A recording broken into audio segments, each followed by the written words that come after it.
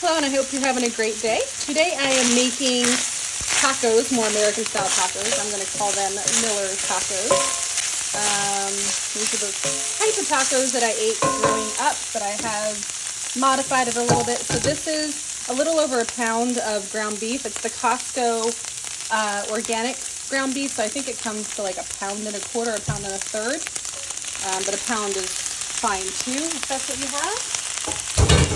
And then to this I add 2 cans of black beans. And really, the reason I add these, extra protein, a little less meat, cuts the cost a little bit too, but I also just really like the texture that the black beans give as they cook into the meat.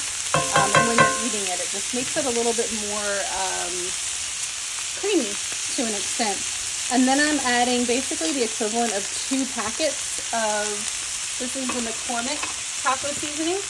I'm using the original.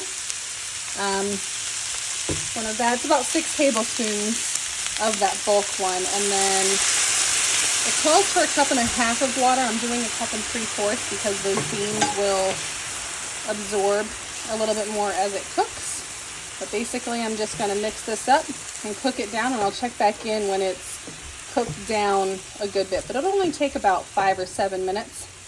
And I like to do this before doing any other prep for the taco so that it has a chance to sit to the side as I'm prepping everything else. Okay, it's been about 5 minutes and you can see it's gotten rather, it went from being a really loose soup to more of a thick stew. So this is what I'm going for, because again, these beans will absorb more of this moisture than if you were just doing beef on its own. I'd also be curious to try this with tofu instead of the beef, just to kind of try different things. But if I did that, then I would definitely need to add more seasoning. But what I like to do is just go in and I smush it a little bit after the beans have cooked for a few minutes. I don't do this too much because I do like some of those beans kept as is, but I like to do this just to kind of break some of them down to help create a little bit of a thicker filling for the tacos. But this is it. I'm going to turn it off and just let it sit for this point, and it'll continue to kind of steep and the flavor will continue to develop throughout the meat and beans as it sits. I'm going to go work on the other vegetables and prepping the rest of the ingredients. Here we have it. Normally, this is a small taco shell for tonight. Normally we do the burrito size for like a dinner size taco, or the one size down for the kids. But this is how I layer my taco. A little bit of sour cream on the bottom, the meat and bean filling,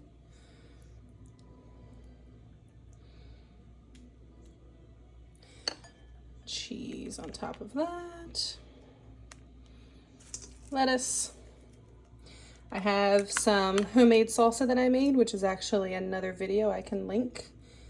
I just made that earlier using the plethora, or part of the plethora of tomatoes that I picked from the garden today. We like a little cilantro. Also have raw onion. I'm not a fan of raw onion on my tacos, but many of the family is. And you just roll it up, which, whoa, am I gonna be able to do this one-handed? I'm a little crazy with some of the greens, but there you have it. This is a quick and easy dinner. I mean, cooking this really takes the most time, prepping some vegetables, and I love to make a large amount so that throughout the week we can have it for additional meals. This makes a great lunch. I'll pack the meat and cheese in one container, make a little salad in another, and then just pack a shell for our daughters for their lunch. And then they can either make it as a taco or they can just eat all the pieces separately or the parts separately.